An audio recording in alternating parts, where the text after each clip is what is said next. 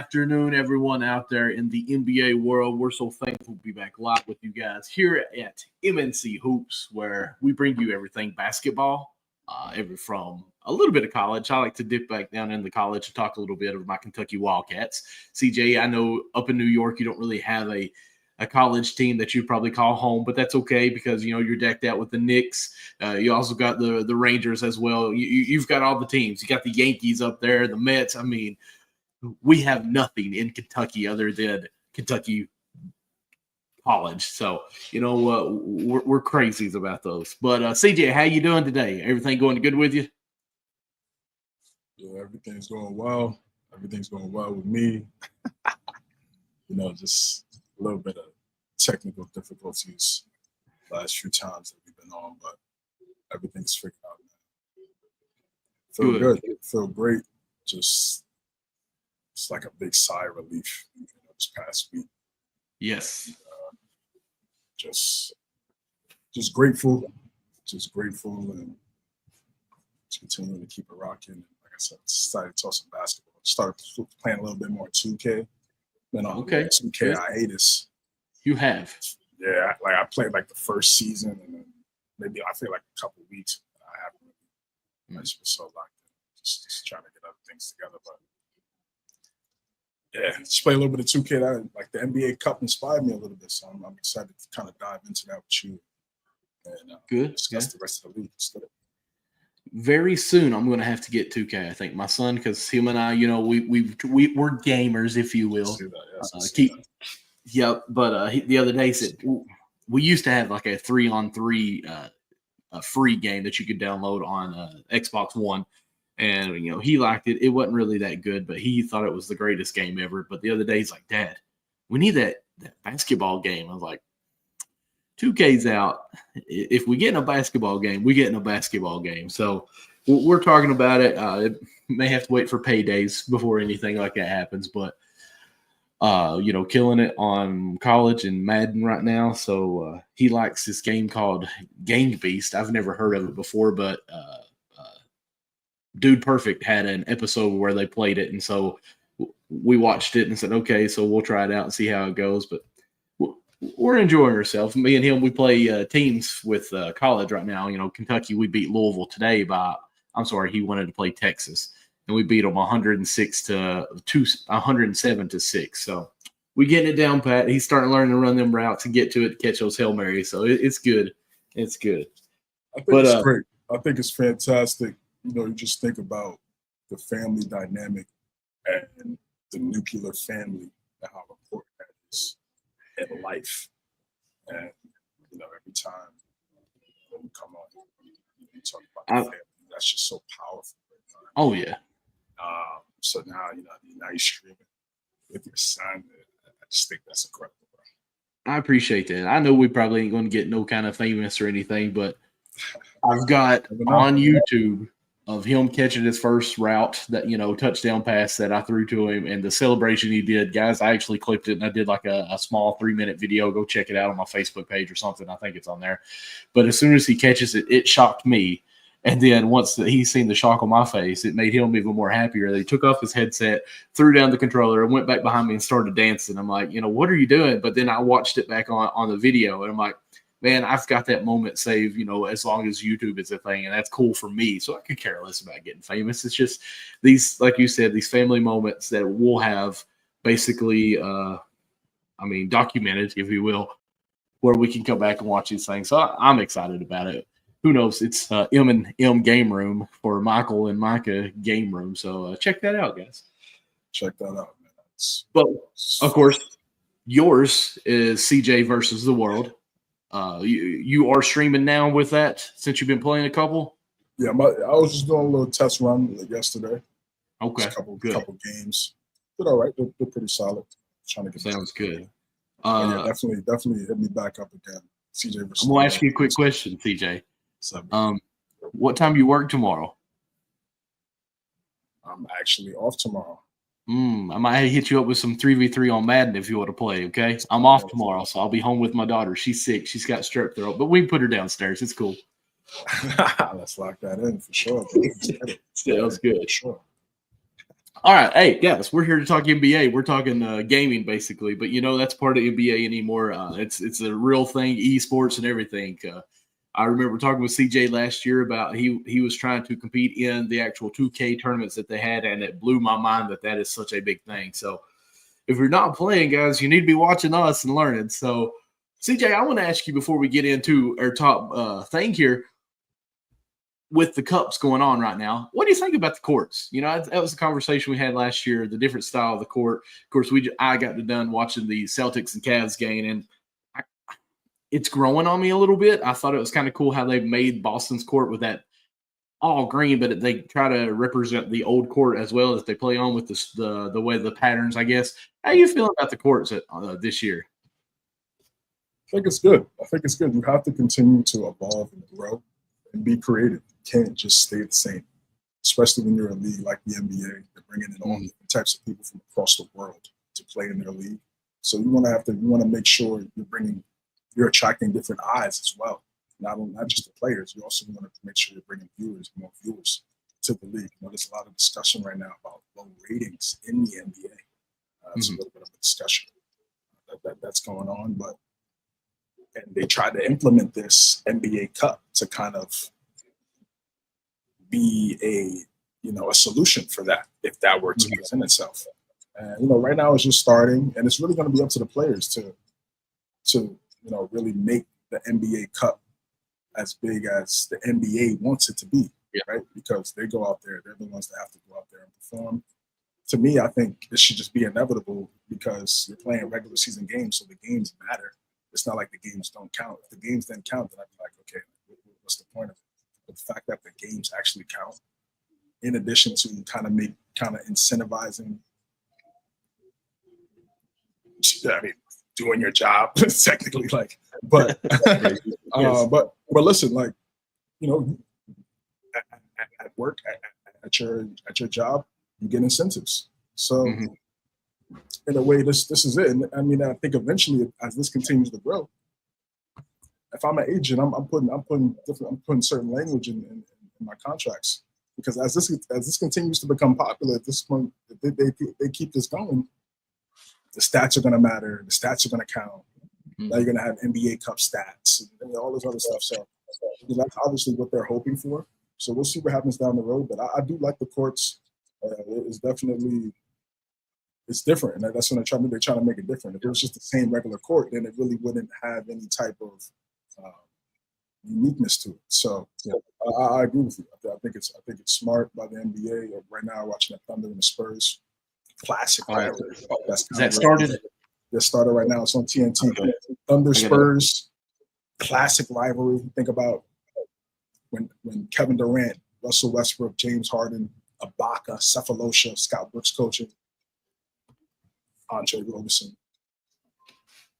And the Spurs, they were in that last chapter of dominance with Parker and Duncan, Kawhi being the young guy, transitioning into the guy, and then we know what happened after that. And those are some great games in the regular season and in the playoffs. OKC got the Spurs and reached the championship, and they went up against Miami. And LeBron was able to get that first chip. And the Spurs were able to defeat OKC in the playoffs and get back to the championship and defeat Miami. So those are some classic games. And now you look at what these teams look like. They're building stars. We have already a couple stars already locked in. Victor Wembanyama, superstar. Shai Gilgeous-Alexander, superstar. So, yes, sir. Those are locked in. Then you got Chris Paul, obviously. He's one of the greatest ever. Third all time in assists. He just passed that last week. Congratulations to him. So it's an old rivalry becoming new. Wembanyama's not playing in this game, but still, again, these games matter. And if you want to make the playoffs, Spurs want to try to get to something. I know Popovich is out. You have to try to build an identity and develop good habits. This is where it starts. Oh, I couldn't figure out. I just now got on my phone, so I got off here. I actually like Spurs courts probably more than any of them that I've seen so far, just because it don't seem overpowering with all the bright colors that they got going on. Like it's kind of calm the way they've got it.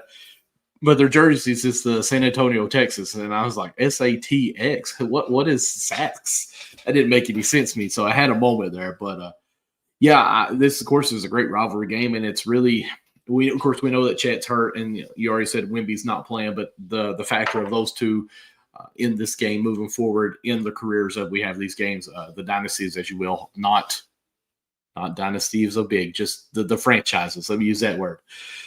So yeah, this could be a great matchup for years to come, really. But of course, right now, San Antonio is ahead 27-25. So this game's just now getting going. So we'll keep our eyes on that. But there is a game that ended today. It was fun. It was really fun to watch. A lot of threes being made by one team and a lot of misses missed by the other team. But let's go ahead and jump on to that category where we got the Celtics just top the Cavs 21-17. Of course, when we are about to go on, we tried to go on at 9 p.m., but we're struggling with that still as far as everything meeting perfectly. The headline was, can the Cavs stay undefeated? We knew that coming in this game, they were 15-0. Of course, they come against the defending champions and the Celtics, who I think were 3 games behind them. Of course, as it finished, my apologies on that, 20-17. You're right, because the last 2 put in at the end there. So with that being said, what do you feel about the game? Were you able to watch much of it or just kind of some highlights on it? And what do you think this is kind of moving forward? Because Porzingis wasn't even in this game too.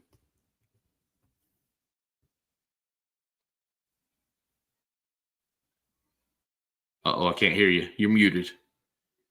Shout out to League Pass. Got the League Pass free for a year. Hey. Yeah, so with the 2K, when you pre-order 2K, you get League Pass. Oh, okay. For a year.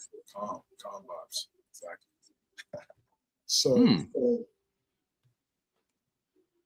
yeah, I didn't catch a lot of this game because I was at work, but like, I already knew this was going to be a competitive game. We were already talking about it at the job. This was going to be something that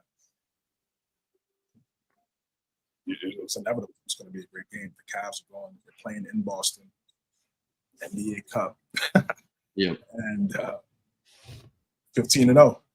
How far can they go? And listen, they came up short. Donovan Mitchell, I saw the 3 that he hit to try to make it interesting with a few seconds left. Yeah. Insane range. And Tatum, 33, 7, 12, 7, 2 steals. I think it's time for him to start getting somebody. He already got the chip, and that's really what for someone like him. That's something that he's striving for. Mm-hmm. So that's important. But you want to start to get some of these MVPs. Got the All NBAs, MVPs, Defensive Player of the Year awards. That's kind of when you start to get into that as the years progress and you student collect those type of trophies. Mm-hmm. Now people are looking at you in a different type of light when it comes to ranking at the end of your career. So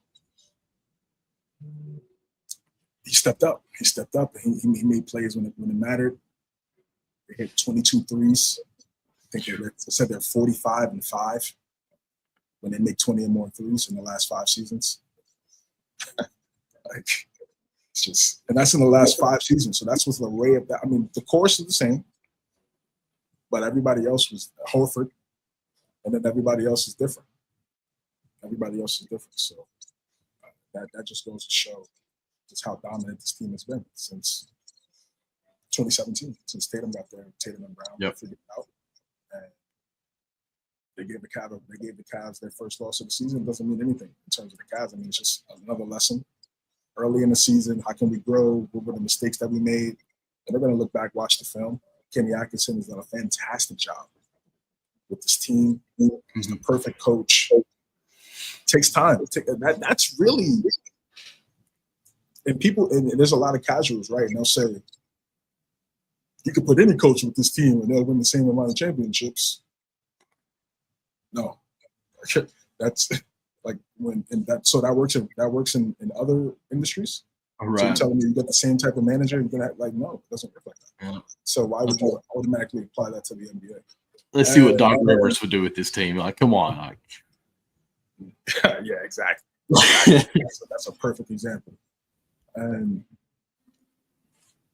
they've been very lucky, right? To have Stevens, Udoka, now Mazzulla. Mm-hmm. And now you look at the Cavs, they had Bickerstaff and some other guys there. And now that Kenny Atkinson was the right guy, right situation, right moment.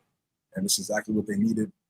And again, like it's one loss, doesn't mean anything. They're still the number one seed in the NBA.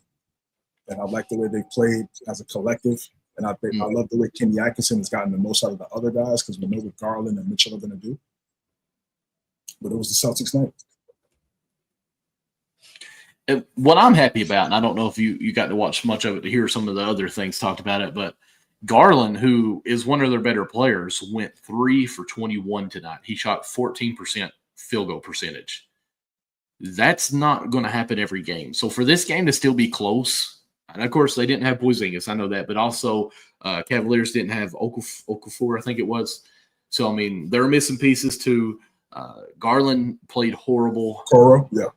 Okora, yeah, I said Okafor, my bad. So some of these guys that, you know, would produce a little bit, if not maybe more than what they did tonight, and still only lose by 3 points there. So, I mean, that's still promising. So maybe this ain't really a fluke what the Cavaliers are doing. And I've personally been talking about them for about 2 years of the potential of what they can be doing. Of course, we talked about Mobley and Allen not being there, but at the same time, they're making it work now. Yeah, I think this is really proving it even more that they can compete with being the number one seed all season long. So I'm happy that the Cavaliers are finally showing it. You accuse me of having all kinds of teams as fans. I'm just a fan of what's going on there. I like this team. I won't say I support him. I'm not going to go out and buy a jersey. If I did, it would be Donovan Mitchell. I do like him as a player. But since he went to Louisville, hurt a little bit, but at least he's in state there. But yeah, so I think the Cavs have a chance to actually finish top 3. I'll say that at least because I mean the Cavs are obviously up there now. They're number 1. They've only got 1 loss, and it's to the defending champions. So I mean, let's see how this goes out. Do you think they can finish top 3 at the end of the season? For sure, yeah. I'd be shocked if they weren't. Especially which we'll get to some of this in a little bit. Some of these other teams that we thought were going to be at the top are on the other end of the rankings right now. So yeah, I think they definitely can. Even mention that part of it. So okay, good, awesome. Yeah, absolutely. You know, to respond to that, what you said about Garland, Jrue Holiday. That's fair. And when April comes around, 2025, that's what he's going to have to see, and he's going to have to be able to not only stop. He has to stop Jrue Holiday and dominate against Jrue Holiday on both ends of the court, and that's a very difficult task. That's a difficult task. This man has 2 championships. So Garland, yeah, Tim struggling like that, to me, that just goes to show what the Celtics are. That's true. If they want to get to where they want to get to, even though they're a really good regular season team, it's kind of like Utah a little bit. Utah, they have a great regular season, but you got to defeat these guys 4 times. That's one thing I won't say I blame Donovan Mitchell, but it just, you know, it's the same recipe on both ends. As Donovan Mitchell sometimes kind of takes over the game, which is a good thing, but almost becomes too ball dominant. And when it comes to tournament time, I feel like you can't do that as much where it comes to those half-court offense. You've got to get the other players involved in some form of fashion. And I think even in the last few, I'd say 2 minutes, Donovan Mitchell probably took every shot that was supposed to happen, if that makes sense. There was a 3 by one of the players. I can't remember who it was, but it's because it was a tip-out rebound after Mitchell forced something. And, you know, it's last few minutes, or last few seconds, so they tried to get a quick shot back up. But, like, nothing was really past anyone else where anyone else could get involved so much. But at the same time, they were trying to get quick baskets. But I think sometimes Donovan Mitchell is so good, he takes over, and it comes almost like the James Harden during the regular season. Okay, now it's the postseason, and he's fatigued because of it. But there's no proof of that. That's just Michael conversation on that part. So don't hold me to it or be like, oh, wow, this guy said this and this is why it happens, but he's totally wrong. But that's just me, I guess, observing from the outside. You want to switch over to the West Coast real quick and have a conversation about one of your teams that you're high or low on? One of my teams. That's funny. Not that you're a fan of, but you respect it and talk about the quality that it can have when they have it. But then when, Father Time shows up, then it's, oh, man, they're gone again. But right now the Lakers have won 5 straight. Are they contenders? And I hope you're about to do what I kind of did in preparation of this myself as I see what you're clicking on here. But, of course, I think it says they're 7th in points per game, but the thing is they're also 24th in opponents' points per game, only by a point different there. That, to me, draws some concerns. They're 26th in rebounding and 11th overall in assists in the NBA league right now. Do you think they're contenders? Yes, of course. Of course. So what I've seen in these last few games, and they kind of they started off well, had a rough patch, and obviously what they're doing right now in this win streak. Connect in the last 2 games, Dalton Connect, the rookie, has averaged 20. Mm-hmm. In the starting lineup now because of injuries, things of that nature. And he's been a perfect fit for this team. He can play off the ball, he can play on the basketball. They've been doing actions with Connect, AD screen actions. I mean, JJ Redick, high IQ. He was a high IQ basketball player. And now we're seeing the high IQ go right into the coaching realm also. So being able to use the rookie right now, everybody said he was NBA ready, but there's one thing to say that, and then there's one thing to go out there and actually go out there and perform it. Mm-hmm. And for him to do that on this team, the pressure, these guys playing, it just doesn't matter. He's hooping. JJ Redick is clearly going to put him in the best position to succeed because he's been exactly in those situations as a shooter, as a catch and shoot guy, and connects a lot taller than JJ Redick and a lot more athletic. So he can, easily be unlocked. Mm-hmm. Playing on this Laker team, he's going to get so many open shots because of the attention that AD and Bron bring. Perfect fit. I saw a lineup. They had Reeves, Christie, Connect, Bron, and AD. To me, that should be the future 5 right there. Future closing 5. Maxey can stay. If Christie could stay consistent, Connect, it's just going to get better. He's going to eventually get in that starting lineup. I think Reeves. You talk about either Reeves or Russell. Who would you want in the starting lineup? I prefer Reeves. So that makes the most sense to me. You got Bron and AD and three homegrown guys. Yep. That's perfect. That's perfect. That's the perfect scenario. If you're the Lakers, Bron's on the way out. AD's 31, still has a lot of years left, and then you got these 3 homegrown players developing and growing, playing winning basketball, and you got a young head coach.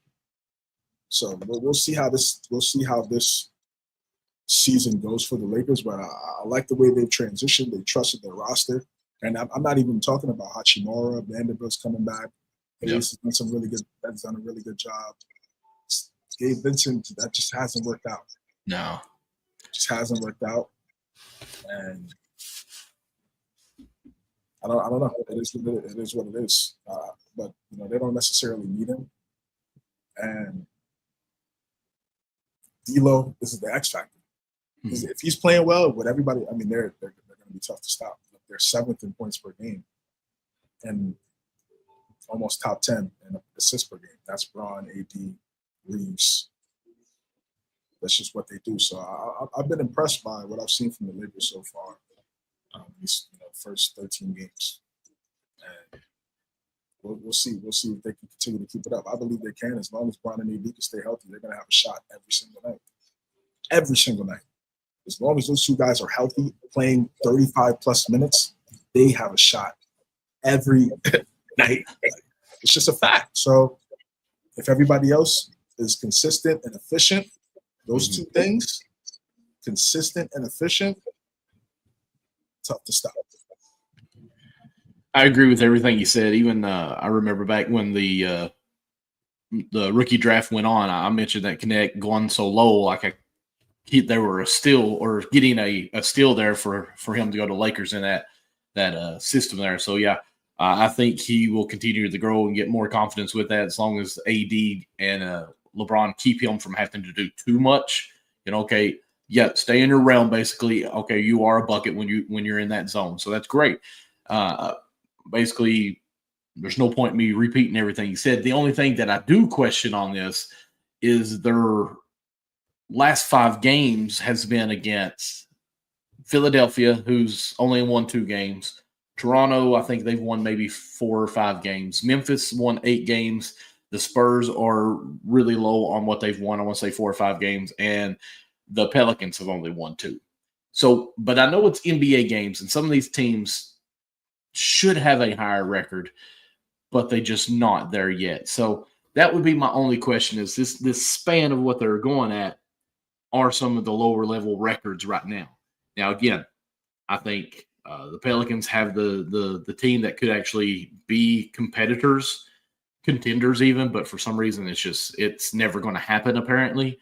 Of course, we said the 76ers, what all's going on there. So I guess what I want to say is I know LeBron's there. I know AD is there, and that's good enough, basically. But can they continue through a whole season? Because they won the cup last year, and then after that, it seemed like really the Lakers kind of started dwindling as the season went long. So was it fatigue for these older players or what? Now they've got a lot of younger guys. I'm going to need a little more of a span to judge this by. But obviously, one game, winner take all, the Lakers have to be in the conversation every time when AD and LeBron are 100% healthy. For sure. It's early in the season, so to me, I don't really look at it that way in terms of who they're playing, because it's very early in the season and it's a new head coach. And you got a young player coming in there now, a rookie coming into the fold, getting more minutes, and now he's going to acclimate it into this nucleus that they've had over the last couple of years. So these games, this matter. These games really matter, and especially in the West. If those are the teams they're supposed to beat, good, right? Good, because I've seen the last few years teams that they were supposed to beat and they lose. So if they're going out there beating the team they're supposed to beat, that's great for them, because now if they do come across those close games again against these good teams, they're a threat. They're still a threat. Either way you slice it. Of course. And I just like what I've seen from them. The Pelicans, so but they still got some really good players, and they were competitive in that game. That was a great game. I watched the last few minutes of that game. That was a really entertaining game. Pelicans, they're going to fight. Brandon Ingram is a really good scorer. Not a franchise player, but probably a 2 or a 3. Probably I'd say a 2. You just need a fantastic 1. He'd be a great 2. But I mean, that could be, but we already know who that could be, but you just can't stay healthy. So it's tough for that. And LeBron has some big shots, clutch shots in that game. Okay, so let's go ahead and jump back over to the East Coast. And, of course, we talked about that it's being early in the season. I mean, we don't want to jump ship too much. Don't want to throw in the white flag and wave around. But, there is one team that we consider that every year. So, the 76ers, can they save their season? I think they are 2 wins with Joel Embiid basically saying, I'm working every other day. So, that cuts him half the year basically by him resting 1 game a week, basically. Or almost 2, I guess, actually, on some weeks. So, 2-11. They're 30th in points per game and they're 15th in opponents' points per game. They're 30th in assists and 29th in rebound. They suck. I mean, that's just all you could really say. By stats right now, they are horrible. Not for sure who some of the teams they have played or whatnot, but can they save this? I believe so.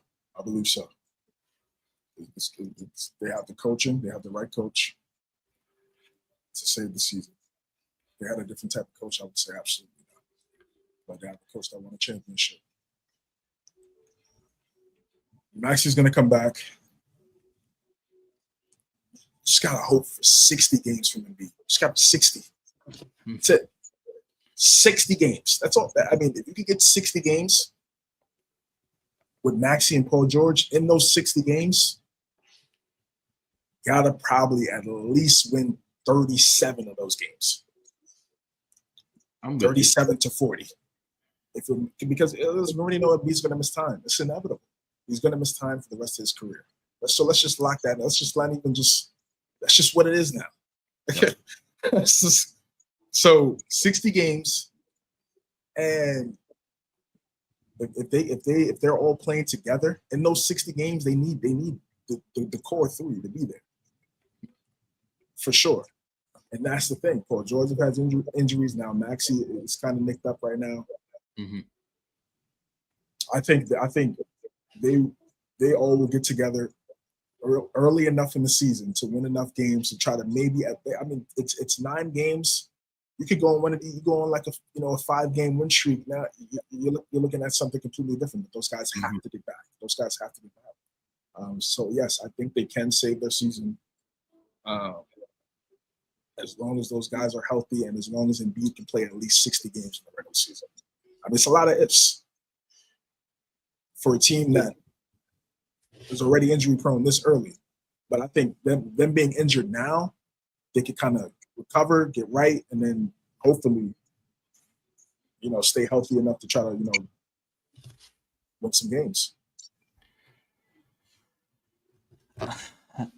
I guess I'm going to be on the other side here because we know how Joel Embiid is as far as, toughness. A thumb gets hurt and he's out for, weeks, it seems. He's already said he's every other game right now. That's before injury. So, to me, I understand. Okay, yes, they're hurt early. Maybe they can heal up before the end of the season. But at the same time, I wonder, what if I'm going to be the devil's advocate here and say they're already hurt and they don't have time to heal up completely. So all year all season long, it's going to be nagging injuries. Who knows? We're just not going to know until we see how it pans out. But unfortunately, I almost feel, other than Maxey, this is starting to become a team that's like leftovers in a way of like, okay, we didn't do it here, so let's kind of migrate here. Kyle Lowry couldn't do it so well in Toronto, then goes to Miami, and then he comes up here. Of course, Paul George is bouncing around everywhere. Reggie Jackson's been a few places. Andre Drummond's another one that's kind of going everywhere. Kelly Oubre Jr., different story. Let's see here. Caleb Martin, of course, he was with Kentucky. Was with Miami as well, and couldn't get a contract. Am I right on that one? Yeah, Caleb Martin was at Miami, wasn't he? Martin. Yep. Yeah. Caleb Martin. And of course, Eric Gordon's another one that spent so many times with the Rockets, but still just couldn't never win a championship. So it's almost like it went through the whole roster. Yeah, I hate to say it, but it's almost like it's a roster full of losers. I don't want to sound like I'm being harsh to him, but it's like a lot of Kyle Lowry got a chip. Kyle Lowry, he did. He got okay. That's the only one on that roster. Nick Nurse got a chip too, and then he got fired 2 years later. But I'm not saying that this is going to be panned out for him. Hopefully, this is just a thing. They're 2-11. Like you said, if they win 5 in a row, 7-11 is completely different. Moves them up probably halfway through the Eastern Conference. Honestly, puts them probably in the play-in with 7 wins. So they have the talent with the players that I named. It's just, can these guys actually say, "Hey"? I almost feel like they need to come out like the New York Knicks. okay, we've got passed up on all these guys. Let's come and play together as a team and prove that we can be winners. So it's got to be a complete change of mentality here, in my opinion. And Tyrese Maxey, who obviously a UK player I love as an athlete, I don't know if he's been exposed to that veteran leadership in the right way yet. So hopefully Paul George will take him under his wing and say, hey, no, this is how we need to do this. And don't listen to how Joel Embiid has always done it in the past. But we got to push it over this next hump and teach the young guy, because he's a leader, but yet he's still a young player. So I don't know, man. I'm nervous. If any team that's supposed to be good, the 76ers is that team that should be good that I could see still staying bad for the rest of the year, because Joel Embiid is almost cancerous anymore, it seems. Before the season start, you tell the team that, hey, I'm not going to play every game. Like, I'm just not going to do it. Okay, well, we're going to grind and stay in shape all year long and try to fight and play every game we can, but we got you, dude. Like, the games you sit out, I'll see what I can do to pick it up. Like, I just feel like the mentality in that locker room, it's probably already tampered with a little bit. That's possible, but then it's also, you just got to think about it objectively too, and just got to look at his history. I mean, he missed the first 3 years of his career because of injury. Right. So, like, wow. Like, what do we expect? It's the first 3 years of his career. He got drafted in 2014, and we didn't see Joel like him develop into what he is until 2017, until he got healthy. So this is just what it's been his whole career. So, like I said, I'm not surprised. And as a team, you already know what it is. So you just have to. I mean, I don't see what you could, as a coach, you're supposed to get the most out of the players regardless of who's out there anyway. So if Embiid is not out there, they should know how to win. They still have good enough players, like you said. Those guys are out there. They have enough to be able to win a few of those, to win those games for sure. Actually, there was a report out. I don't know the validity of this, because again, the media they like to throw little stories in when things look gloom. But Maxey went to Embiid and pretty much came to Embiid like, you got to stop being late to meetings. It's a bad look on the rest of the team and the coaching staff. If that's true, I think it's good that Maxey's speaking up and being vocal, and he doesn't feel like he's like, afraid to critique Embiid because Embiid is the better player. That's good. That means he wants to win, and he's holding Embiid accountable, which he should. Yeah. And because they're going to need him. They're going to need him. From Twitter right now, I'm looking at NBA Central. Of course, I know you're talking about who knows how true it is, but it's using the source of Sham. Shams is quoted on here. It says, in the meeting, Maxey challenged Embiid to be on time to the team activities, calling out the former league MVP for being late for everything, quote, everything, and how it impacts the locker room from other players to the coaching staff. Sources briefed at the meetings told ESPN, it says. So Shams pretty legit, I feel. So, but again, do what? He got a lot of whistleblowers in all these teams. So that's how he's able to get all these news. I mean, people, there's always whistleblowers, man. Yeah. Always. And everything. So late for everything. That's it. That was probably like the quote. That was probably like the key part. Like, what does that mean? What does that really mean? Like, is that a literal thing? Like, literally, like always? Is that so? Or is that kind of being tongue in cheek, sarcastic? I mean, I don't know. Right. I don't know how that person said it. That's why it's very tricky when you look at these quotes and things like that, because you really truly don't know the context. So you kind of just gotta like, okay. But yeah, that was an interesting story. Mm-hmm. I mean, it's way early. Don't get me wrong. I mean, it might be time for Embiid to go. Go where? And again, it's early. They go where? You're right, because there's always the finance report of it. He got an extension for like Just got an extension this summer. Yeah. Nowhere.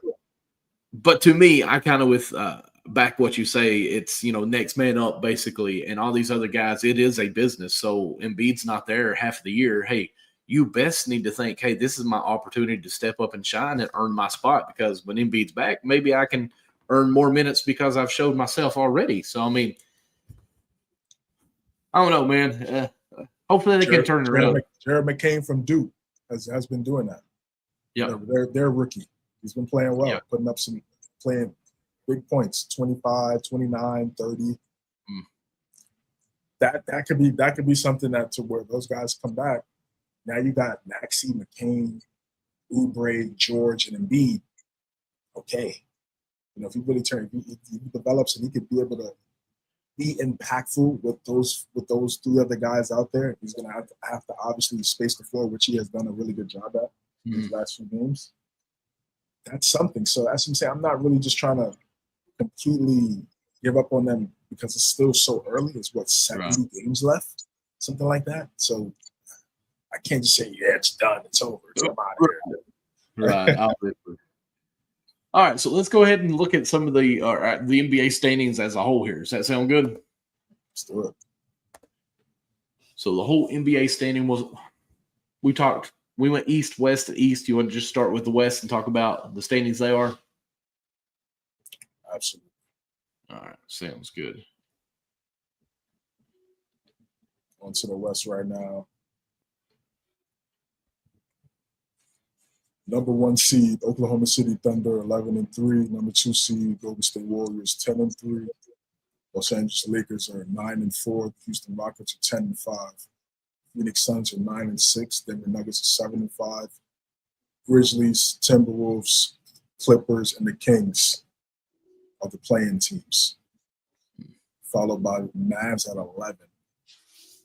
Spurs at 12. Again, all these games are really close. Within a game or two between seedings. So splitting hairs between rankings outside of Oklahoma City and Golden State.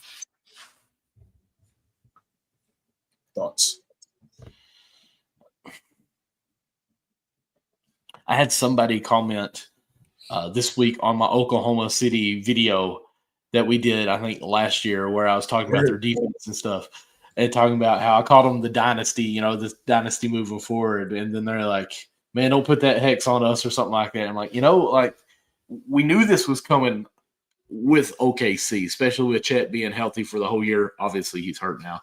But as far as the expectation, and I feel like they're playing well without Chet in that position. So they're next man up. They're all bought in. OKC to the moon, basically. Golden State, I think, is really surprising some teams to be at that number 2 this early still. I didn't think they would be this high, honestly. I thought they would be maybe play in, if not 6 spots. So being 10-3 with them, some of their guys that they have showing up, Buddy Hield has been great for them. The Lakers have won 5 in a row, so you take off some of those games. They were lower. They've went on a good streak at this right time to jump in the top 3 here. The Rockets at 4 kind of surprises me with this early team. They've got so many athletes and coming together. Watch out for the Rockets moving forward, guys, because they've got potential to make a move for a top player or superstar player to come over with this team. I talked about that before. Somebody put a comment out there or put it into like an article, and I shared it with CJ. Like, we talked about Giannis possibly going over there like 2 or 3 weeks ago, and now there's articles about it. The Suns have lost 4 in a row. I listened to Charles Barkley talk about his Suns the other day. I said, man, they're already done. They're clipped. Like, this is garbage. They're not playing for anybody but themselves. They're done. I thought that was kind of harsh to be so short in the league, but the Suns seem to always have a way to fall it apart. I'm going to be honest. Dallas Mavericks at 7-7, 500 at the 11 spot. I feel like they play well to be so far down. Like, I thought, not looking at the standings, I thought they were going to be like 5 or 6. Now look at this. I'm like, my goodness. So I'm surprised where the Mavs are. My biggest shock, I would say, probably are the Suns at 5, even though they've lost 4 in a row. That to me should not be happening. Ever lose 4 games in a row. I don't, unless there's just some type of main injury going on. But that's me as far as the West. Biggest surprise would be the Rockets in 4 right now, and the Suns at 5 on the losing streak. How about you? Yeah, KD's missing time, so like that. But still, we got Booker,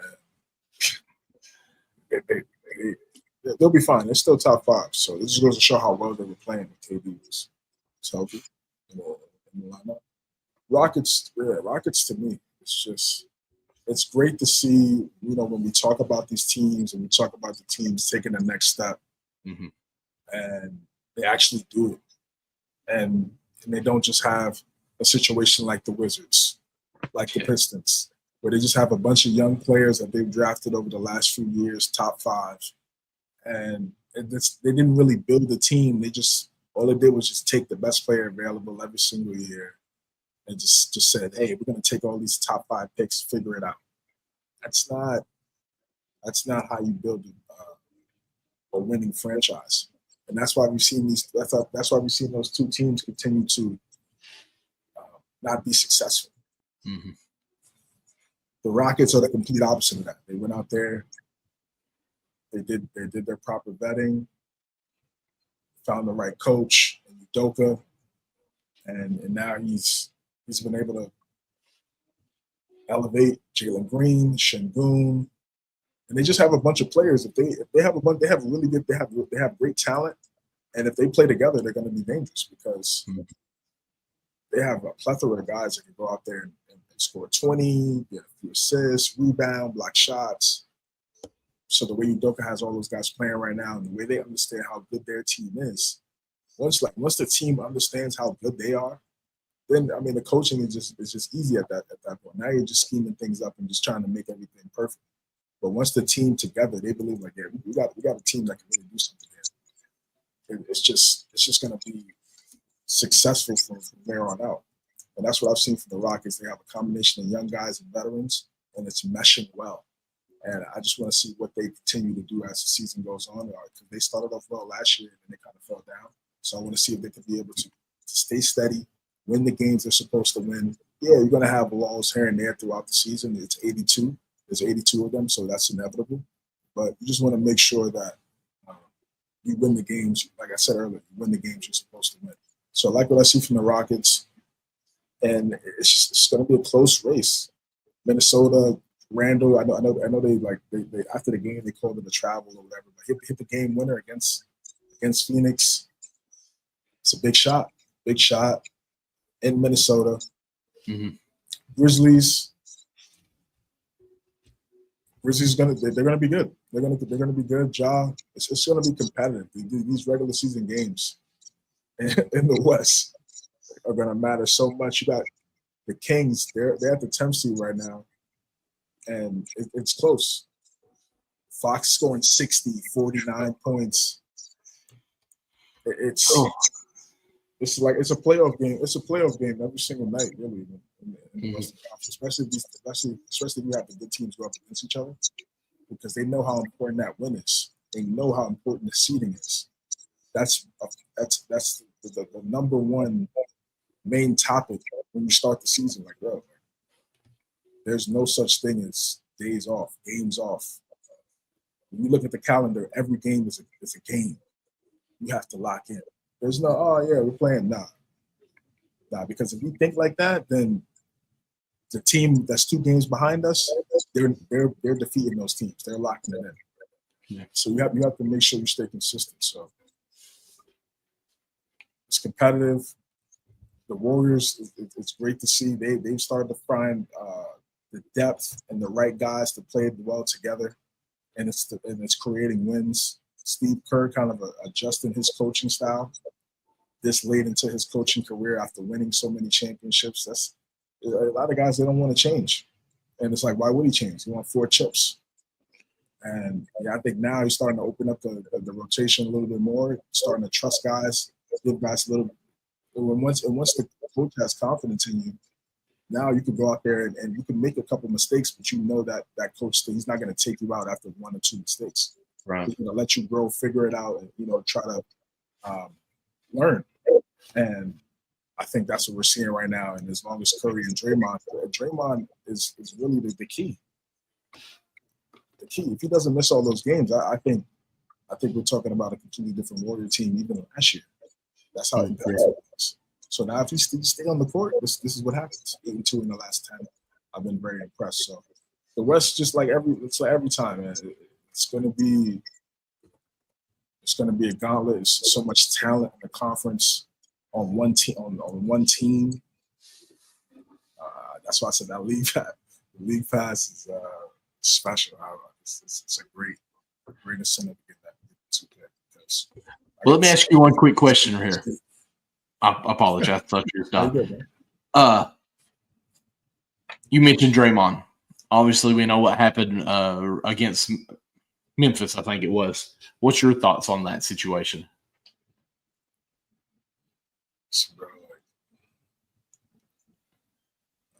At the end of the day, just don't put yourself in the situations, in those sort of situations. The team needs you clearly, and he doesn't need to score 10. Think about that. No, he don't. Think about that. How you can impact the game that much and you don't have to score 10 points. Yep. And you can look at the stats like, 8, 7, 8. But you watch the whole game and the communication, getting guys in the right spot, making sure guys not over helping, making sure that's not on the stat sheet. So just stay in the game. That's just stay in the game. I just don't understand it. So well, that's to me. I seen Perkins, I think it was, saying that he deserved a long suspension for what he did. And guys, if you don't know what we're talking about, I think it was Edie. Something happened. Draymond Green was on the ground. Edie was about to take off, and Draymond hooked his heel into basically his armpit and made him fall. It didn't really look intentional. Well, it was intentional, obviously, but he didn't look like he did it intentionally. Like he disguised it, is what I'm trying to say. To be malicious, right? Yes. And honestly, I think it was just on me. It was a quick moment where he thought, hey, I can delay him this way, and he did it. I don't think he should get a bunch of suspensions for it. Like, okay, if we suspend him many games, it's because of his past, not because of what he just did. And I feel like we're almost holding on to it. He apologized for some of the stuff. If we're going to really say like, hey, let's slap him with a 2-week suspension for this, or like a 10-game, like, let's back it up a little bit. I mean, all he did was grab his heel. Yes, it's one of those acts. It'd be like Grayson Allen, a hard foul on someone. It kind of keeps lingering over, and we see these things. But I feel like this one was an instant moment where he reacted real quick. No harm really was done. He didn't really affect the play that much. Let's just say, hey, Draymond, we're going to have a meeting. Listen, we saw what you did. We know what you were doing. Come on, man, clean it back up. And just go on about our business. That's me, because if you keep hounding it, we're going to make him into this big villain that he's not really that guy. He's a crazy guy on the court. He's Rodman. I mean, that's the best definition for this guy. He is Rodman for our era. How many meetings does he need to have? It's like going to the principal's office like 6, 7 times. It's like, how many times are you going to keep going to the principal's office? I get that. But to me, the NBA needs Draymond in the league. They need him in the league, but it's on his actions to keep himself on the court. I agree. And everyone needs mentors, I think. And grabbing somebody's heel and they're 7'4". So do you think he deserves big time suspension for it? I don't want to say big time suspension, but yeah, it's just he's not been suspended for it, has he? No, he hasn't been suspended. But I'm just saying, like, okay. it just comes down to like, and they should look at every situation as every situation. But when someone like him, when you have so many situations, for him, it's like, damn, he has a whole gallery of like weird plays that have unnecessary plays. It's a whole gallery now throughout his entire career. It's like, figure it out, bro. It's like, you don't have to do that type of stuff. You're already You're an excellent player. Why are you doing all that extra? Like, I don't get it. It doesn't make any sense to me. And you're only hurting the team. You're only hurting your team. Yeah. Like, oh yeah, you get kicked out. You think that's helping the other team? Like, what do you like where's the logic? Where's the logic? I don't get it. Now, that part I don't understand. I'm with you on that. But I don't know. I guess I don't know. Just people when they say suspension, like you're not going to do a 1-game suspension. Like, come on. So why? I don't think it needs to be any more than that. So let's just not do it. Talk to him. Hey, listen, we saw what you did. We're watching you. If you do something like that again, we're going to suspend you. Oh, okay. All right. My bad. But that's me. Hey, everybody deserves a second chance, right? Second chance. Easy. Come on, we're moving on. Chance 12, bro. This is like chance 12. I set you up for that one. I know. Ready to move to the East, and I will say I did not realize the Kings were at 10th. That's crazy as far as what they've done the past 2 years. But that's the West for you. Yeah, but it's not. It's 10th, but it's not. It's like 4 games, 3 games. Yeah, they're like what 2 games out of. They're a half game out of 6. So okay. So like if I'm saying it's 10th, it's not really. Okay, yeah. Good. It's like we'll see what happens. We'll see what happens later. 10th. That's right. What that means. It's not a oh my gosh, what's going on with the Kings? So yeah. Well, when you hear 10, it does make you think like, oh my goodness, what's going on? But yeah, they win their next game. They're in 5th place. Simple. All right, let's get into the Eastern Conference. All right, guys, and gals, of course, why he's bringing that up. Right now, we see we've got a bunch of followers watching right now. We're thankful for every episode that you all tune in, every second that you all tune in. We see a lot of y'all is on Twitter. We also got YouTube. We'd love for you to go subscribe to as well. YouTube.com/@MNC Hoops, as it's screaming across the bottom right now. We'd love for you guys to subscribe to that because you can actually get in the comments on there. If you're watching on Twitter, all you can do is listen to us. I don't think you can comment. That's something that I think is supposed to be coming. We'd love for you guys to comment and interact with us on this too, so we know what you guys are thinking too, because I know you don't always agree with CJ, especially when I don't agree with him. I know you guys are with me, and we'd love to hear it. So I can say, CJ, say you're wrong, okay? But let me know. Let's debate. Let's debate. Let's go. That's right. If you want, message us, and we can send you a link to join into the show and debate with us. We'd love to. CJ, man, he's flexed out. He's ready. Yeah, let's see who really know their hoops like that. Man. There you go. But with that being said, CJ's got the East Coast pulled up here, the Eastern Conference. Of course, number 1. Now they've updated. Good. They're the Cavs are 15-1, Boston 12-3, Magic 9-6, and then here's where it gets real close: 9-6 Magic, Knicks 8-6, Hawks 7-8, Heat 6-7. Then we're to the play-in where I could see your smile while looking at this screen because of the Knicks. But here's some crazy: the Heat 6-7. Then you got the Pistons at number 7 as far as the play-in now at 7-9. The Pacers 6-8. The Nets 6-9. Bulls 6-9, and then the Hornets are the first team out 5-9, and the Bucks are at 5-9 at number 12. Whew.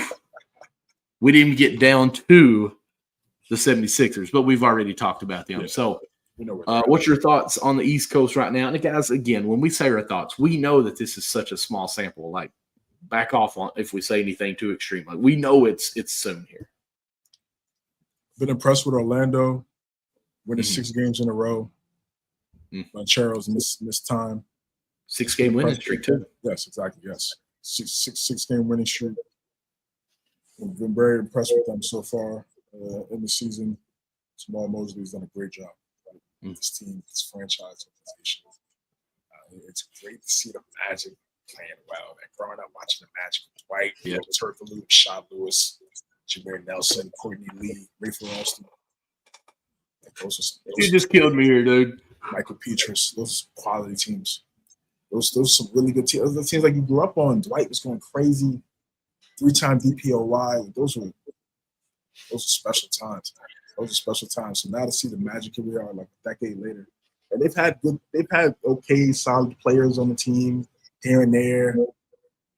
The Oladipo, Aaron Gordon, Vucevic year, Evan Fournier time. That was calm. But this is different now. This is different. And, they have 2 special wing players that we talked about all the time on the show, and they just continue to build that roster. They've extended players, extended guys, so they really believe in what they have. I think they're going to be a threat going forward, no doubt. So it's great to see them still in the mix despite losing their top guy for some time. Yeah, I got to talk about my Knicks. Well, before you move on, the reason why I was reacting so much is you said growing up on that team. Like, I grew up with Shaq and Penny on that team. And so when you say grow up, no, I was already like, I'd say college, I guess, when that team went on. So you made me feel old, and I think my beard got even more white in it. But yeah, Shaq and Penny, yeah, I was young. I was very young. But I'm obviously going back and watching the games. Yeah, definitely, for sure. Well, you just said you grew up with Turkoglu and all those guys. Yeah, I mean, that was a good run, but that was like that. I wasn't growing up yet, I guess. So it hurt me. Realize my age difference with you, KPJ. That team was really good. That team was special. Stan Van Gundy. That team, honestly. And I may dog on them a little bit here. I don't really think that they were anyone that was like great. It's just they knew the system that they were supposed to run. And they executed it perfectly. They were ahead of the game. Dwight was, and that's it. But the rest said, hey, okay, we're going to play 4 out, and we're going to pull up a bunch of threes if we can. And Dwight do his thing down low. Like they were so smart back then with that lineup. Nelson, as quick as he was at point guard, Turkoglu running point sometimes as well, but like everyone could shoot. I think Rashid Lewis was on that team, was it? Rashad Lewis, yeah. Rashad Lewis. Like everyone fit the perfect scheme for what they wanted to do. Like I'm talking praise with them, of course, but like they felt like they played above what they were supposed to because they bought into the system with that. But yeah, man, it was fun to watch that young dynasty, if you will. Yo, you love that word, dynasty. The era. How about that? Yeah, that was a good era. Definitely. Okay. Knicks, 8-6, 3-game win streak. Brooklyn 2 times. Wizards. Okay. Necessary. Gotta win those games. Those games supposed to win. Been impressed with Karl Anthony Towns. What did I say on here? I said 30-13. So he's at 27-13. Okay. I'm cool with that. He's playing great basketball. Can't even there's really no critique right now. Defensively, yeah. Defensively could be better. Giving up the most points from the paint from any starter center in the league. Let's try to alter the game on the other side. But offensively and his passing, underrated passing. I mean, he's on the block now. And with OG cutting, Hart cuts, Bridges cuts, or comes off the screen, hits that little mid-range shot at the free throw area. Mm-hmm. He's a really good passer. Now, that was something I wanted to see how we were going to replace the playmaking of Hardenstein and Randall. Mm-hmm. And to see Cat, he's taking his game to another level. Right now, he's the best center in the East, no question. That's it. Nope. I mean, it's not even a debate. And I mean, I could really argue he's the best center in the league right now. I could argue that. You could argue it. Obviously, Jokic I would still take Jokic over him, but the way Cat is playing right now, he's really playing like a 3-level scorer. In the paint, I want to still see him get to the free throw line a little bit more. He get to the free throw line a little bit more. He could easily average 30. He could easily average as much as Embiid was averaging. He could definitely average 35 in the NBA easily. The way he can shoot the three better than any other big, literally. I mean, his shot is on. It's on right now. And he's the hook shot. If he has a mismatch, he's posting it up. He wants to seal off entry pass. Mm-hmm. He's playing great basketball. I can't really critique him too much. And they just continue to develop with this roster, with this rotation. And I think once they do that, I think the Knicks will start to go on a little run here, like they always have in the last few years. They win like 8-9 games, and then kind of assert themselves like, hey, this is going to be one of the top teams in the East. Mm-hmm. Brunson is struggling, but he struggled a little bit earlier last year. He picked it up in the second half and towards the first half of the season. OG Anunoby. I mean, got the bag, 5 over 212. He to me, I don't see why he can't be an all-star. Why not?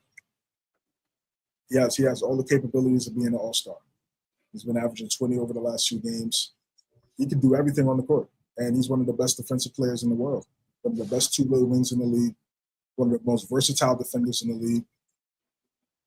But Carl Bridges, I would like to see him be a little bit more aggressive in certain moments. He's been aggressive in these last few games.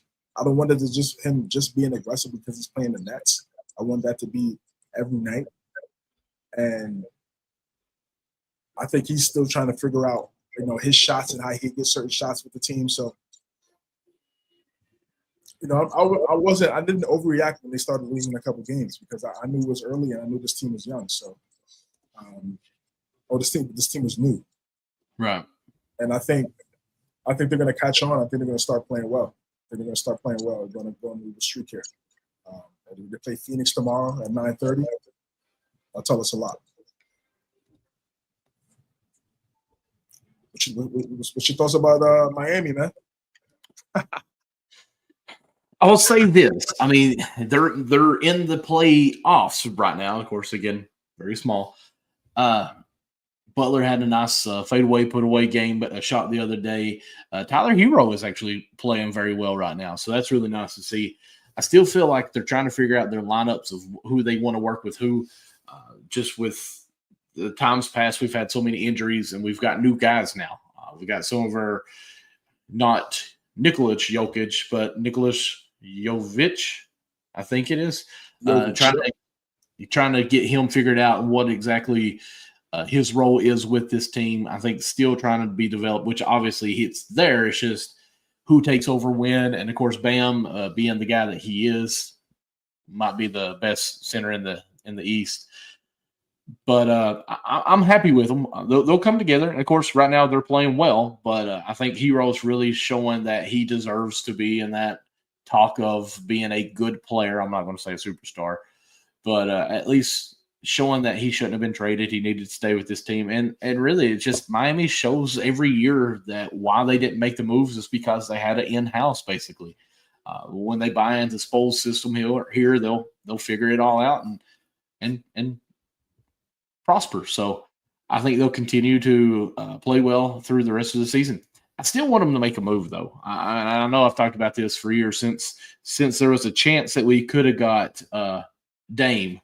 It's made me want to make a good trade to build on this roster, but we'll see. Of course, I'm trying to think of his name.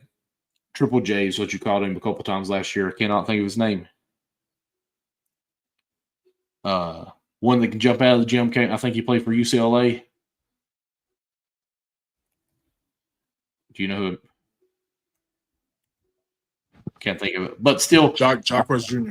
There we go, Jacques. I wanted to say Jacques, but so I think once we get some more, to me, this is still a young team as far as developed together. Of course, Butler, Bam, and Hero is our core. Really, Rozier coming in, trying to fit into that scheme with those three pure core three, and Jacques with Nokolic.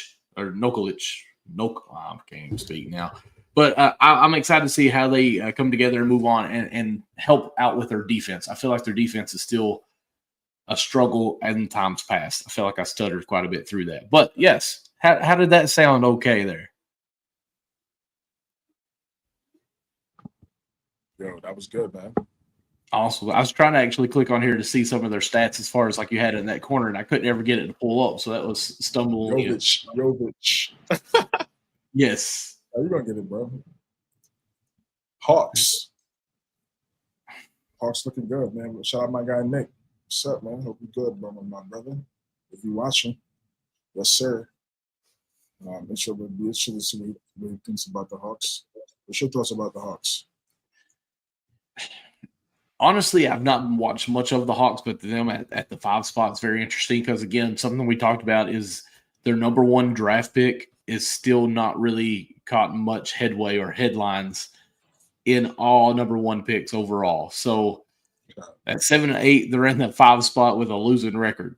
So I don't know how much I'm really going to hold on to that moving forward as the season goes on. So I think, and I hate to be this guy, I think Atlanta is one of those teams that just has won a few games early and it has them ahead of everyone else. As time goes and people know more of what they're doing as far as analytics, I think this team will be falling back off of the pace. Yeah, I see the Pacers probably getting into the top 6, and I think that'll be the top 6. Mm-hmm. And the Bucks are 5 and 9. I believe they'll get into that playoff spot. Yeah, I think that'll be the top 6. I think Atlanta. I mean, they could surprise me for sure, but I just think right now, I just don't know their identity. They have some really good players. Trae Young is obviously great. I just don't know really what's their identity because they've been a playing team the last 4 years, 3-4 years. No, we still harp on that Eastern Conference Finals appearance. And I was like, that was 4 years ago. Yep. So it's like they've been playing. So when is it going to change? When are they going to really turn it around and become a threat again? Because teams have passed them up. The Knicks have passed them up. Magic passed. Cavs. It's Pacers. It's just like how many teams is going to keep surpassing them? So they got to figure that out. They're doing good now. We'll see if they're able to keep that up. 7 and 8 is not that impressive. But I don't know. I think next year, I think we might have some questions about the Hawks for their future. What do you think about Pistons? I think too much of 0-4 in the division. I don't think too much about them. I'm just even killed. I need to see more things. Gotcha. In order for me to be truly impressed. I need to see them win some games that people are like, oh wow, I need to go on a win streak. Like where is your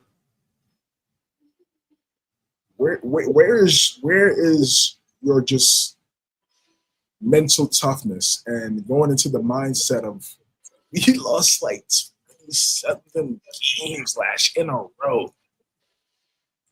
Me? There is no way that's happening in the next season. Not even close. I'm looking at Cade, Ivy, Duran, all those guys. I mean, that's like their core, right? And then Thompson. They brought in Tobias Harris.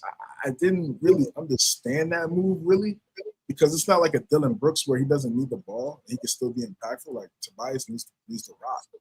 Mm-hmm. So now that's another person that needs shots when Ivy and Cunningham and all these other guys need shots. So I didn't really understand that move. I understand getting veterans, but I didn't think that was the right veteran. We'll see how it plays out. Hardaway Jr., I think that was a good piece because you need shooters around those guys, especially the Ivy and Cunningham. They're more slashers and they like to go to the paint. So if you have floor spacers around those guys, that's great. And Tobias is good from 3 too, but he's not really a spot up guy. That's what he wants to transition to, which is cool. And especially with the rest of the team that they have, as far as shooters, Ivy, we know can be a shooter. Mikal Beasley, yes, but then, I mean, if you're putting iffies out there for the 3-point line, that makes it more difficult. So I agree with you on the Tobias Harris. Yes, he can knock it down, but right now you traded for this guy and he's averaging 13.5 points a game. Like, that's not someone you really trade for. Like, you could get that guy. Exactly. And that's the thing. We just don't know the identity of those teams, like the Pistons and the Wizards. We never know what their identity is. And I hope they figure it out because just like I said with Orlando, Pistons had fantastic teams back in the day. So the rivalries that would bring now that the Celtics, the Cavs, and the Knicks going into Detroit, hostile environment in the playoffs, like that needs to come back. Pistons and Pacers. Like we need that rivalry. Maybe not so extreme, but we need something of that rivalry. Perfect. I mean, that'd be a great rivalry. Like these young players. I feel like I don't know what these organizations do, but I feel like they need to bring the older players to the team and have these guys talk to these younger players because one, we already know, like the veteran is 23 now, so it's not really even that difference of a age gap when you're talking about the entire roster. I think these organizations, they really need to. I like what the Knicks have done. They brought in Harry Johnson. They just brought in Patrick Ewing now as an advisor, which I think is phenomenal. You see Starks at the game. You see Tim Thomas, Camby, all these guys are at the game. They need to start doing that. I don't see Reggie Miller at the Pacer games like that. I don't really know. He should be there. Ben Wallace. You telling me you can't get Ben Wallace, Sheed? If just that's all you need. You can't get those guys. You can't get those guys. Those guys can't talk to the team. Yeah, and that's really the transition in the NBA now. It's like a lot of these guys played either AAU together, they played college together, they on these travel teams together where they don't really want to hate each other. It's all about, hey, I hope you get your money, and I'm going to try to score my baskets so I can get my money too. You talk to these 99s or 90s and 2000s, it's like, hey, well, we went to that place. Nobody left their hotel. They stayed there because we didn't want to do anything in their city, and then we wanted to beat them as bad as we could and get back home. It's changed. I mean, I wish we could get the mentality back from. I want to say, well, Garnett was one of the pivotal peoples for it, but the All-Star game where they weren't really subbing in and out, like they were playing to win, like they played defense, and that's in an All-Star game. Like that's the stuff we need to get back in the NBA of having the rivalries. Like it's not really rivalries, it's just conversation. The biggest rivalry that we can say that we have as far as confrontation was the Bucks and Pacers last year because of a person made a basket for their first point and wanted the ball when someone else scored like 40. Like that's a rivalry. That's it. That's crazy if you think about it. It's crazy. It's crazy. Like the Knicks rivalry. That's why the ratings are low. Like there's no storylines. There's no story. There's no real storylines outside of like drama that the media wants to talk about on a daily cycle. That's it. Like, our storylines are: is this guy going to get a triple double or a 30 burger with a triple double, or is this guy going to get 40 points? It's not like, oh wow, this guy comes into this town to try to take over them and own them. It's not the Aaron Rodgers owning every the Chicago Bears. We'll say that at least. We don't have those kind of conversations anymore. But no, not at all. We don't have those conversations at all. If I'm the Pistons, I'm like, I'm not bringing Ben Wallace in to mentor Jalen Duren. Like, yeah. Like, am I missing something, bro? Like, what are we doing? That's not happening. Like, that's Ron Artest going to Detroit to like teach defense, have the conversation. No, I'm saying Ben Wallace. Yeah, why wouldn't you have Ben Wallace mentor Jalen Duren? Right. Yeah, that's like, what's going on over there? What's going? Rip Hamilton, one of the best mid-range shooters. You telling me he can't help Ivy get to that spot and rise up? Yep. That the mid-range is there all day, and they're already sagging off and going under the screen. You telling me he can't go to why is Rip not there? Like, what are they doing over there? Don't know, because that's an era that we need back. That's one of their best eras. By far, Tayshaun Prince, who actually went to Kentucky too. Tayshaun Prince, amen. I mean, Sora Thompson, similar 6'7" wingspan. And you know what? I got to research. But Tayshaun Prince is even like GM or something like that in the NBA. So like, I think he is. Yeah. I think he is. I want to say he's with Memphis.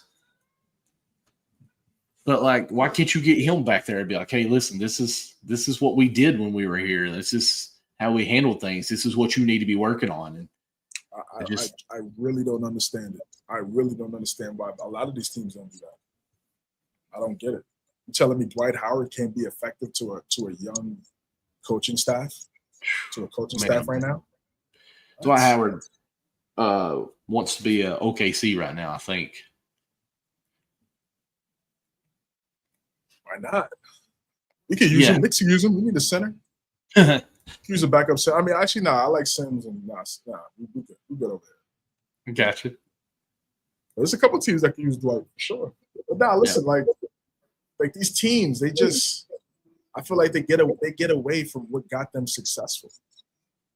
Oh, definitely. And why you still have those legends here and living? To me, it should be a slam dunk to get those guys in there talking to the young players on the team and make them understand what it takes to really wear that uniform. Because if they're not really listening, and I mean like not just a speech and just one speech and then they leave, right? A little 15 minutes. I'm talking about really being there, active, like compensate these guys. Obviously, they're legends to your organization.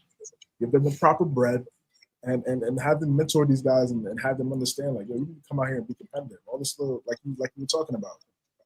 We play the Pacers. We need to lock in. There's no way the Pacers are coming into Detroit and getting a double on us. That needs to that's not the mindset over there. When you lose 20-something straight like that's all that tells me. So they need a culture change. The Wizards definitely need a culture change. Why you can't bring John Wall back to the team as an advisor or something?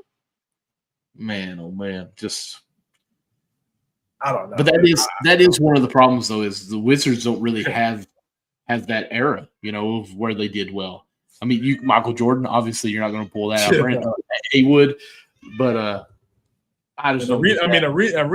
Arena's messed it up for himself. He definitely would have been back there, but I mean, we know why that just can't happen. I mean, who knows? Time heals all. But John Wall though, like you can't get John Wall over there. John Wall is really one of the best Wizards of all time. I know he's trying to get back in the league, but okay, as he's trying to get back in the league, you can't have him come there as like a player development coach and have him guide and mentor. He's had a high IQ for years. High school, one of the best high school tapes I've ever seen. And then you already know what he did at Kentucky, right? So to me, I don't understand how these organizations are not connecting the dots. And he's closer to to these guys. I mean, not that much closer, but they watched him play growing up. Yeah, exactly. I don't get it. Or even a Rajon Rondo, even. Of course, he's trying to actually get into something as far as coaching already. So if someone would just give him an opportunity to pick his brain on what he can dissect defensively and offensively for a point guard. I mean, yeah, I don't get it because we have all these podcasts now that John Wall and Rondo are on all the time talking about X's and O's, what they did as a player, what they could have done, and this is good stuff, but could they be doing more? Like there was rumors that there were fans that wanted Rondo to be the next head coach at Kentucky when they didn't know who was going to be it. And I'm like, whoa, let's let him see him do something as a coach first, But I think they need to tap into that resource. That would have been awesome, actually. But Mark Pope, there's hope with Pope, baby. No, for sure. They're doing good. They're doing good right now. Rondo, he had a couple coaching. He was with the Bucks for a little bit. Doc had him there, and then he was Missoula, brought him over there with the Celtics. So, he's definitely testing the waters, I guess you could say. Mm-hmm. And I probably you see JJ Redick get a job. I mean, I don't know. Like Rondo kind of got some stuff off the court too that he got to figure out. Definitely for sure. But once he gets that together, when you talk about the basketball situation, definitely should be a coach at high IQ. Absolutely. Listen, we kind of started rambling here while we was looking at the NBA standings. Are we good or? We're good. Yeah. Keep on coming back, or we wrapping this episode up? I think we locked in on everything, bro. Okay, sounds good. Because I could continue to talk to former players and what they could possibly do coming back, helping out. Former players, like on what team? Man, that former players coming back and trying to fix their era. Like, could there be anyone that goes to the Pelicans to fix whatever they have going on? Oh, Rondo. Let's see here. It's not the same. Yeah. Hornets. You're not calling up Baron Davis. They got Kemba's there. Kemba's there. Yep. They got Kemba there now, which is great. Which is great. And this is what I mean. That's exactly what we're talking about. That's exactly what we're talking about. Memphis. I mean, they can't get out Zebo come out of retirement and just kind of work with Edie as a big. Like, hey, this is how we're going to do it. Because if he worked on some moves, he could be dangerous. It's over. I don't know what it is. I really don't know what it is and why. If I'm like the owner of the team, I'm making sure they connect. Like I'll have them both at this. Like, hey, this is. Meet this guy. Like, are you kidding me? I don't, because the fans would eat that up just to have a former player back, like, of course. I mean, like that, the graphic of, Zebo teaching Edie, certain moves and things like that. Marcus Gasol. Marcus Gasol too. Yeah, Marcus Gasol, yeah. Marcus Gasol and Zebo. Right there. That would be awesome. One phone call away. Like I said, for the Hornets, it's like get Baron Davis over there. See, I was going to say Muggsy. That might be a little past the time for it. Yeah, I don't know. I mean, listen, I just think I think people overrate like the age gap thing with the young OG and the young guy. I think at the end of it, it's about respect. I agree. It's about respect. That's all it comes down to. It doesn't matter the age gap. You respect me, I respect you. If I feel like what you're saying is going to benefit me, I'm going to listen, and vice versa. That's all it is. You're right. Well, guys, we respect your time that you've been here with us for an hour and 25 minutes as well. I believe we go ahead and wrap this one up. It's good, CJ, seeing your face. I don't like this being away from you for 2 weeks. So I'm glad you got the new mic and we got this going again. Guys, hopefully we'll be back live with you on next Tuesday coming up. It'll be right before Thanksgiving, so we'll get some possibly some conversations about those games coming up. Got to wait till after Thanksgiving to start my diet, since you know how that's going to go. But we'll see how it goes when we get there. But thank you all so much for following us, listening to us for so long here. Hopefully we brought some good content that you appreciate. I think it's great content, and I know CJ thinks it's great content. We just got to get you guys to like, subscribe, to do all that whole stuff. But again, at the bottom, you can see where it says youtube.com/@MNC Hoops. We would appreciate every subscription that we do get from you all, and of course, share it as much as you can. Of course, you can follow us on. We do have a Facebook page as well. I've been trying to get a little more active on that again, and of course, CJ's on the Twitter account quite a bit with us. But CJ, where can we find you on the social medias? Find me on X at cjames9_ cj.james9 on IG. CJ versus the world on YouTube. Thank you guys, man. So we got 27 in here. Yes. 27, 23 from just your account. Thank you guys. Thank you guys for tuning in, man. You guys can be doing anything. We do appreciate it big time. But you can find me, MD Lawson00, pretty much any social media platform. I do have a Kentucky podcast. It's called Cats Chat Pod, and we're live on Wednesdays at 8:30 p.m. Eastern time. Hope to have Georgia Amore actually on possibly tomorrow. I haven't got the confirmation yet, but she is a Kentucky player with the girls. Obviously, they are playing very well. Coach Brooks we had on a couple weeks ago, and I think we are in the top 15 now after this week. So girls and boys both. The boys just got a W today in the top 9, I think is what they are, and the girls beat Louisville, who was a ranked game in state. So, great things happening on the Kentucky podcast. Go follow that as well. But, guys, as we call this show to close, we appreciate, like we said, nonstop for your views here, for the likes and everything. We appreciate you. Until we see you all again, keep balling out, and we do look forward to seeing you all next week. See you guys next week. Take care. Stay blessed.